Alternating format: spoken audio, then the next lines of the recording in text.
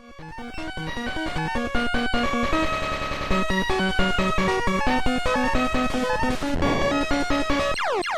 I just died. Damn it, stop sliding.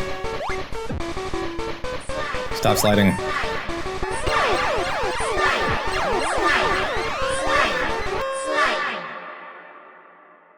Hello, I'm Mr. Matthews. I have a new controller, and this is a really hard game. Or is it?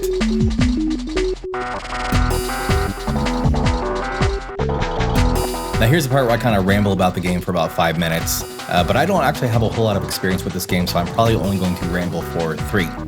This is, of course, Rockman Forte, also known as Mega Man and Bass. We did not get this game in the States, at least not at the time. This was developed as a follow-up to Mega Man 8, which originally appeared on the PlayStation 1 and the Sega Saturn. Now, I'm not sure exactly why, but they developed this game for the Super Famicom.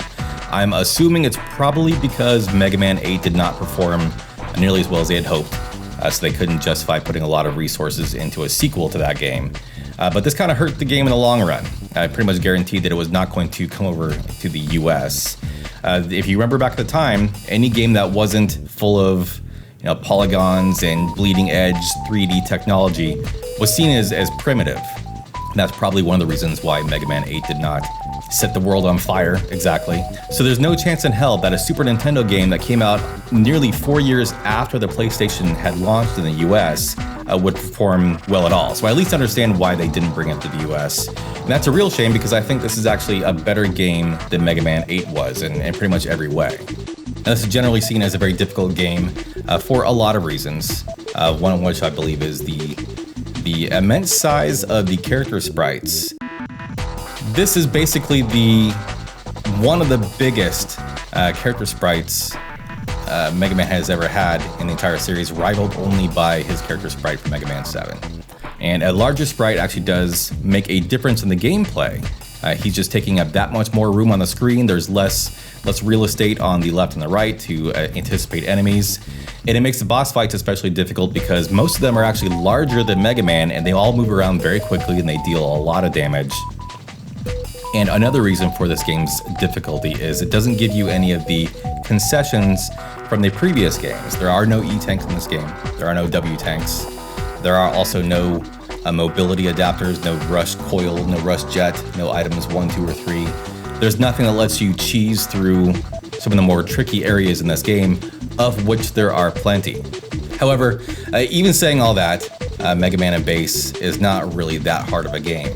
I believe it actually got a reputation for being an especially hard game because the only way it actually came out in the States was on the Game Boy Advance.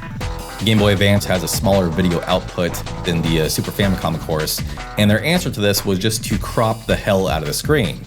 So now Mega Man's sprite is that much larger on the screen, and there's probably about 20 to 30% of the screen that you can't see at any given time, which means there's leaps of faith into bottomless pits and spikes that you can't see until it's too late.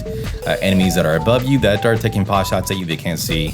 It's just a miserable experience. As I recall, I did play all the way through the game, both scenarios. I'm not sure exactly how I had the patience for that.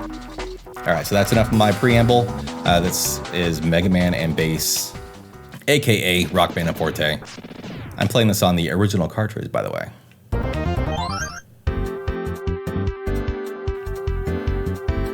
Now, it seems like a lot of people have been playing this game lately. I'm not sure exactly who it was at the start of this pyramid that kind of inspired everyone else to start playing it. I was talking to Celestial Light, and this was just after the Mega Man 2 Game Boy video that I did. And we were talking about annoying Mega Man games, and conversation, of course, naturally turned to this game. And he mentioned at that time that he'd like to try to no-death run this game. And I thought he was insane. I don't doubt that that is well within his capabilities. Anyone who is familiar with Celestial Light knows that he is an artist when it comes to no-death runs. However, this is I thought was a pretty high bar to set. But it did get me kind of thinking. So I popped the cartridge in. I'd never actually beaten the the original Super Famicom version. I've only played the Game Boy Advance version at that time. So I just wanted to see how frustrating and annoying it actually would be to try to beat the hell out of the game. And it sure was hard at first. Definitely took a while to get my head around some of the trickier stage mechanics and boss patterns. But just like with anything, the more I played it, the easier it got. So I will say that this is probably one of the harder games in the series, but I would still say that Mega Man 1 on the NES is a harder game.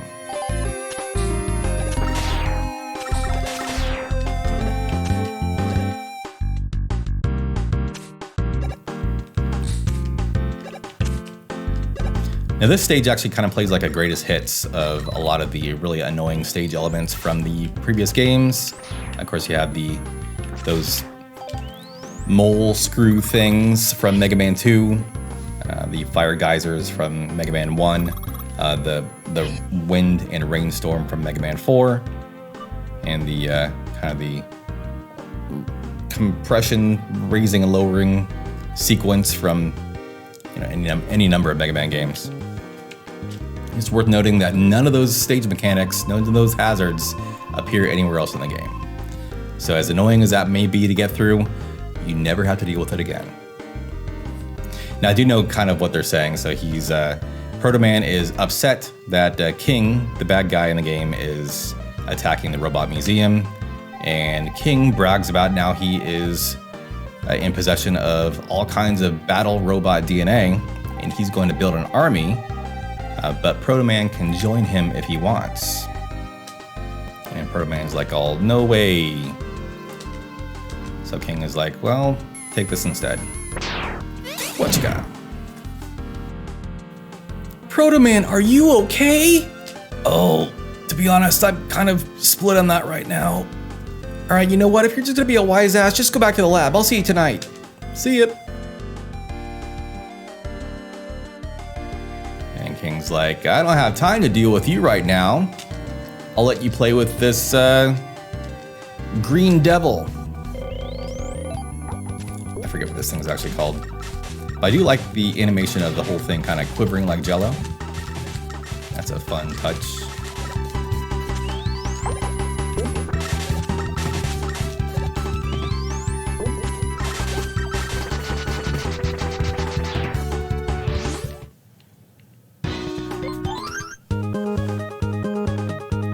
Now the stage select screen is kind of unique in the sense that you don't have access to all 8 robots to start with. You kind of have this stage select tree. So you have 3 robots to start with, and depending on which one you take out, kind of opens up the next layer of this tree. Cold Man is the ideal robot to start with. He's probably the easiest boss fight and the easiest stage. And also the sub-weapon you get is really, really useful. I will say that all the sub-weapons in this game are just astoundingly useful sometimes. By not giving you the benefit of cheese items like E-Tanks or Rust Jet, it kind of forces you to play the game a little differently and rely on your sub-weapons a bit more. And you find that there's a lot of applications for using these sub-weapons, particularly the ice wall that you get from Cold Man. That is basically the closest thing you'll have to a rust coil or a rust jet in this game. Also, to make up for the fact that this is actually kind of a challenging game, the stages kind of just rain 1-ups down on you. So there's all kinds of 1-ups just laying around. The game kind of hands them out like candy. And also when you die, items like health pellets and 1-ups respawn. So you can kind of just stay on these endless one-up loops as long as you die in the right place in the stages over and over again. Oh.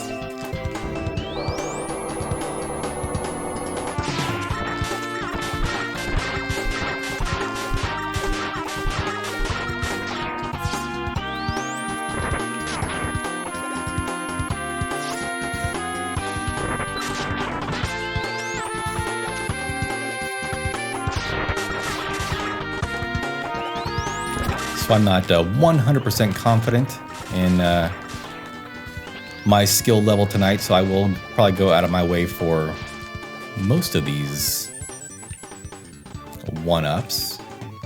It seems like every stage gives you like 2, which is very, very gracious. Very generous of the game. More so than most other Mega Man games.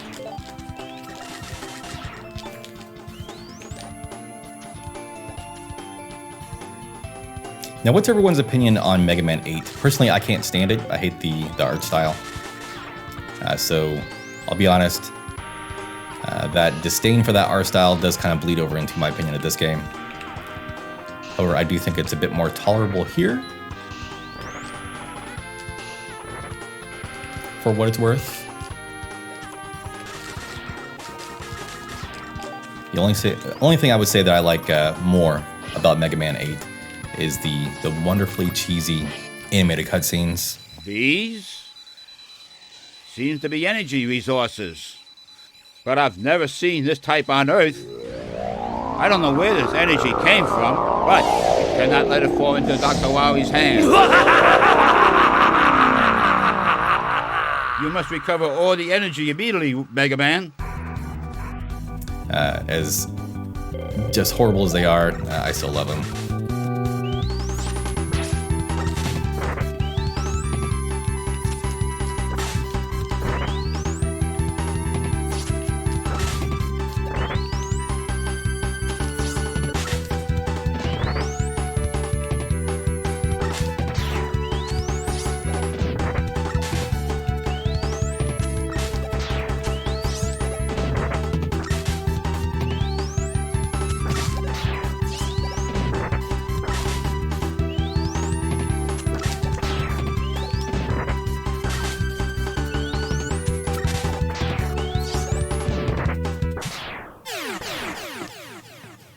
All right, there's one down of 8.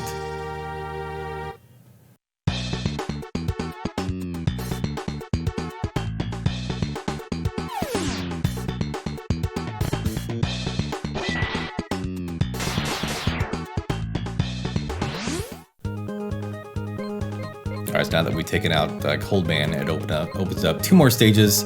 Burner Man is the next one to go to. And this is probably one of the hardest stages and easily one of the harder bosses in the game.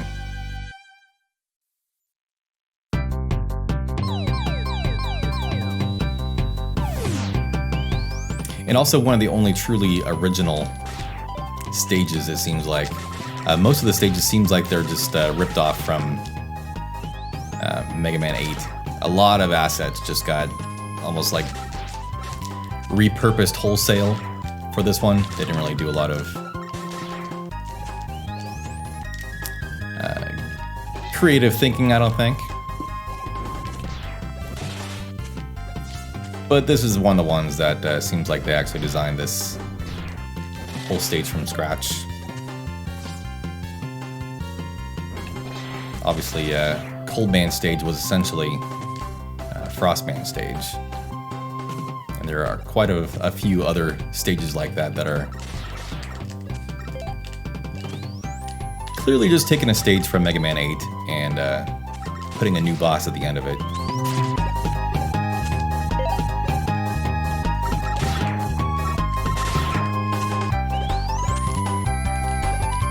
He even goes so far as to reuse 2 of the bosses from Mega Man 8.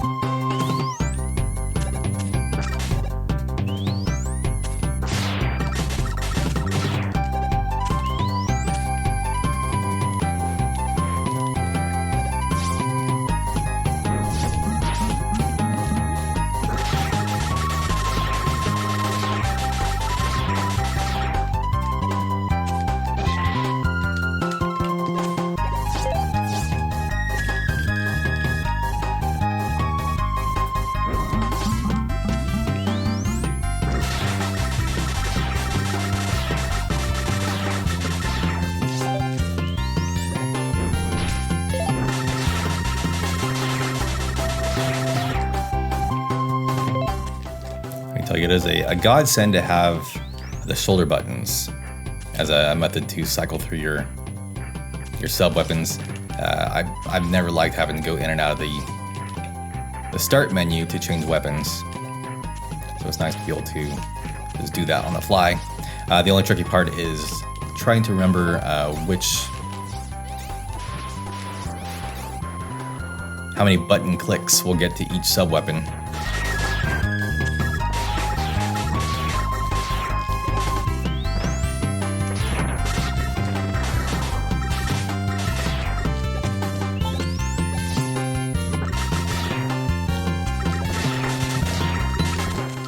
That fire is instant death.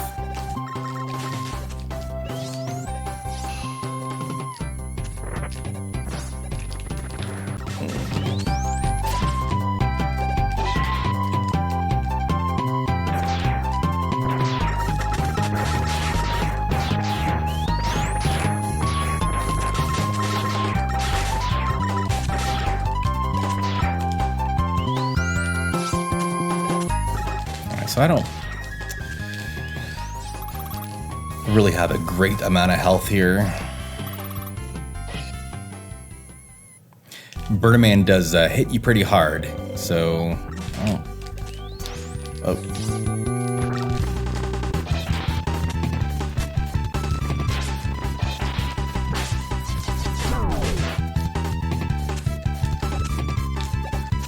think I'm about to die. Come on. There we go. Hey, I got him. Yeah, sometimes if you're quick, you can just kind of hit him with a wall one time right after the other. I think just 3 really good hits will take him out. You have to be very, very precise with when and where you hit him. So I've never been able to consistently pull that off. I usually have to let him chase me around for a little bit before I find an opening.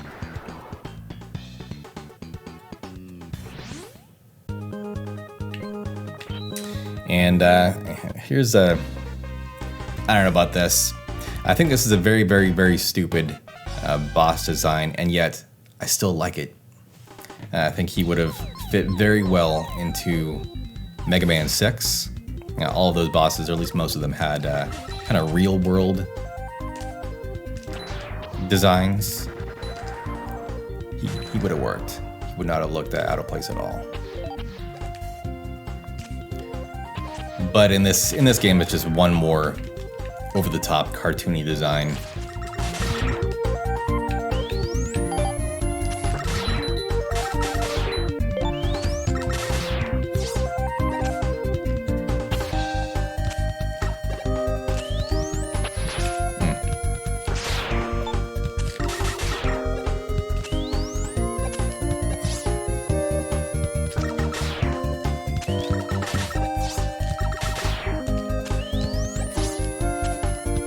Also, this is my favorite music track from the game.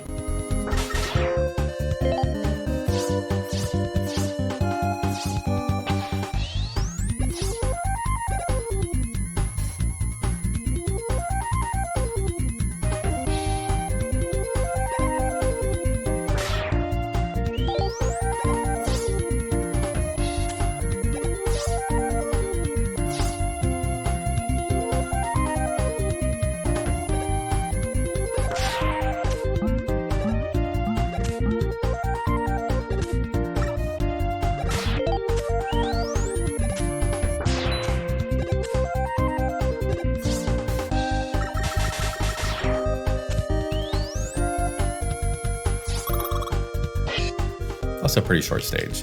So this is essentially a water-based robot boss, and you damage him with a fire attack, which obviously is not a flame underwater, so you're basically just hitting him with hot air.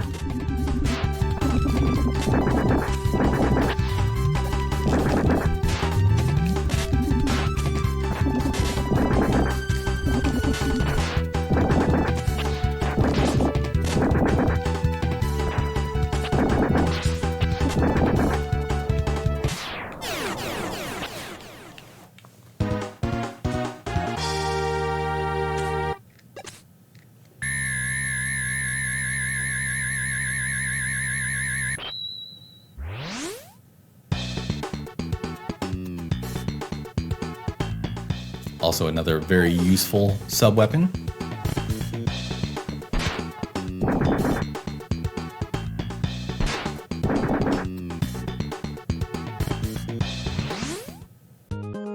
Now there's like an extra stage that you have to go through.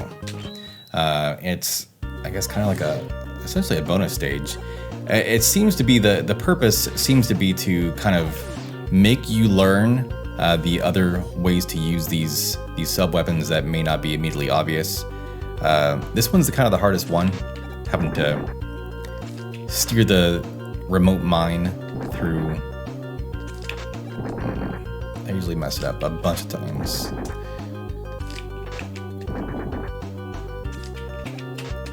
Oh, there we go.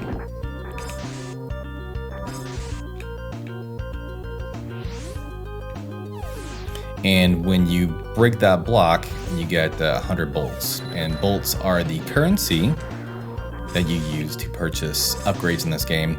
You don't have a terribly exciting assortment of upgrades to choose from, but some of them are pretty useful and probably hard to beat the game without.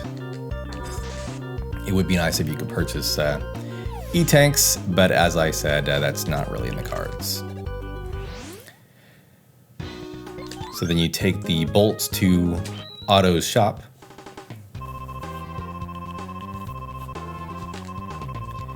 And there aren't really a whole lot of really good items available right now. The most useful is the energy balancer, which will just kind of automatically fill up whatever weapon has the least amount of energy when you pick up a energy pellet. Also, I do recommend getting the Eddie power-up. This is the closest thing Mega Man has to an E-tank. He kind of swoops in and just drops power-ups on you, whether they're health pellets, large or small, or bolts. It seems to be random, so it's not a really reliable way to refill your health, but it's the only choice you got, so it's good to at least have that on a backup. Alright, so now we'll go to Ground Man. Ground Man has my other favorite music track in the game. It's pretty groovin'.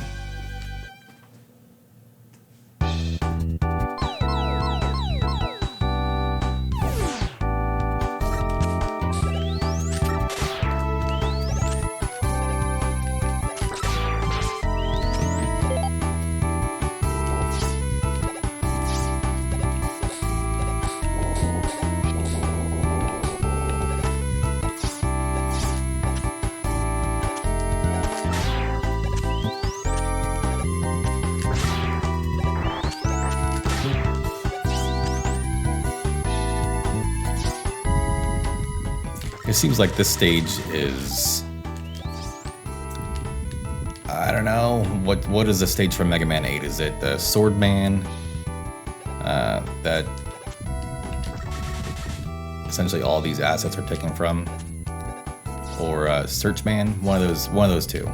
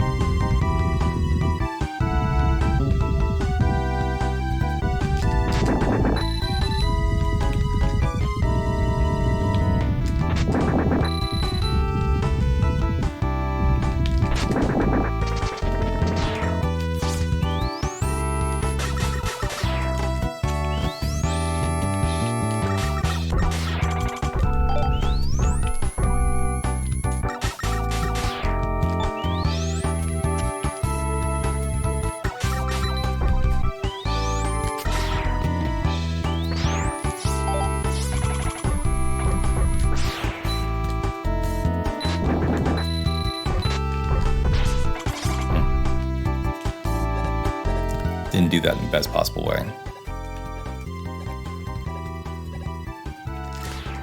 Little detour for a 1-up.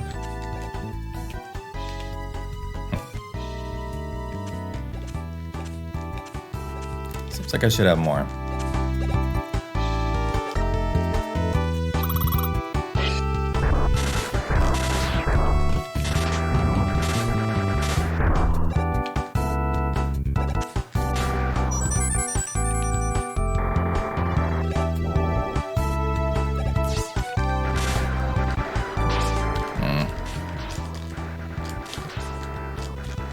Get off me.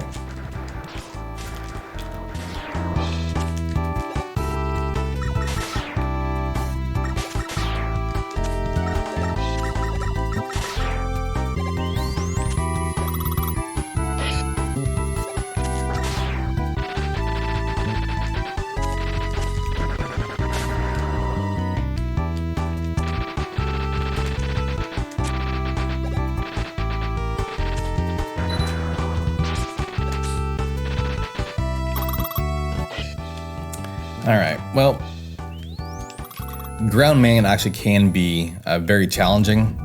He is a large boss sprite, and he moves around a lot. He has a pretty elaborate attack pattern, but he has one of the most decipherable attack patterns also. So as much as I would like to take him out with the appropriate sub-weapon, which is the remote mine, I don't have any of that, so we're gonna just have to settle for the arm cannon.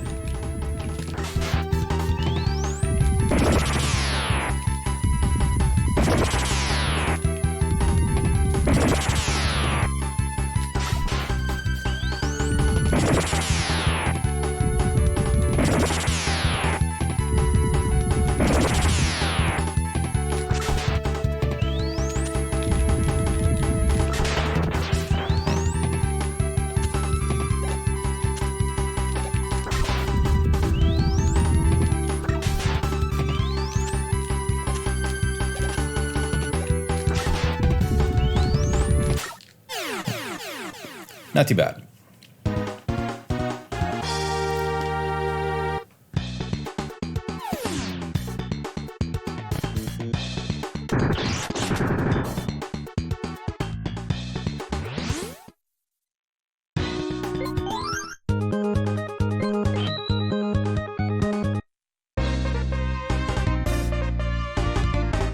All right, so this is one of the bosses that got brought over from Mega Man 8.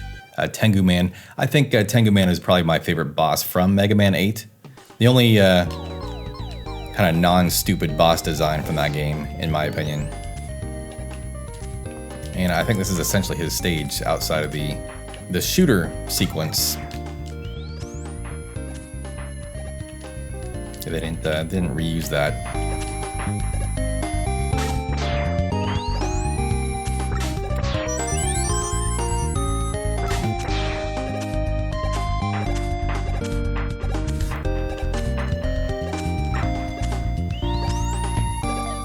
I think that the music in the Mega Man 8 version of Tengu Man stage might be a little better than this one, maybe. Whoop. That was dumb.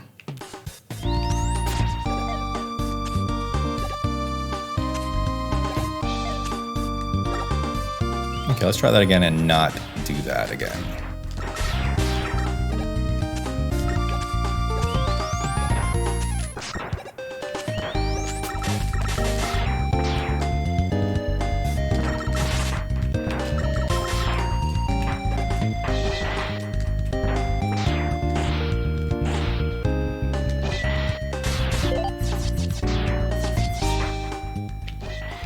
You can use the ice wall to ride over the spikes.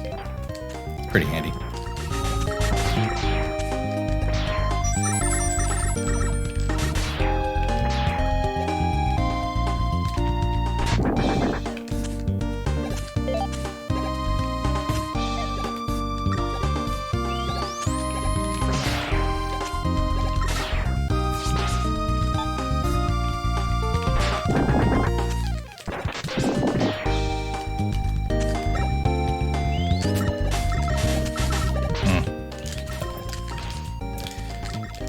Should have been ready for that.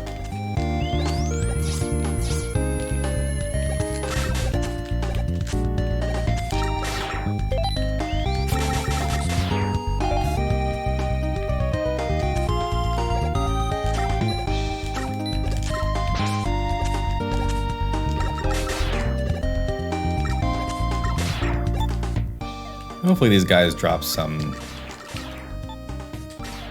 energy pellets. Could use a little bit more health than I have right now. Especially if I keep on taking damage.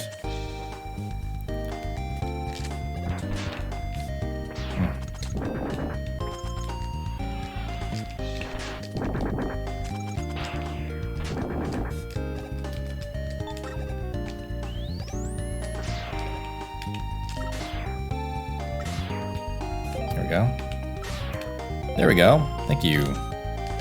That's a pretty tricky jump right there. There are a few jumps where you have to be pretty much, whoa, almost hanging off the edge of the platform by your heel to be able to clear the gap. That definitely takes some getting used to. One of the benefits of having a smaller character sprite is it makes the platforming a little easier sometimes.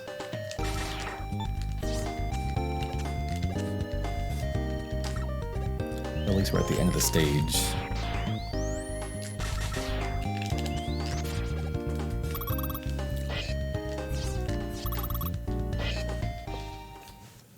Tengu Man is pretty easy to take out with the drill cannon. I forget what this thing is called. He's kind of hard to hit in the air though. Yep. Usually just to kind of wait for him to come down.